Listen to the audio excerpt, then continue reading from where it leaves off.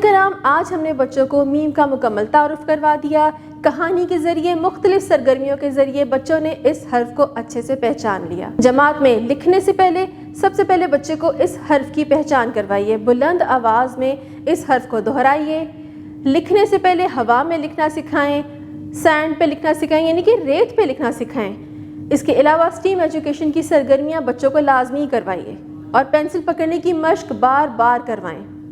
اس سے بچے کو اس حرف کی اچھے سے پہچان ہو جائے گی۔ اب جانتے ہیں کہ وہ اسٹیم ایجوکیشن کی سرگرمیاں کون کون سی ہیں۔ سائنس دان میں بچوں کو بتائیے کہ پانی میں رہنے والے وہ کون سے جانور ہیں جن کی ابتدائی آواز میم سے شروع ہوتی ہے۔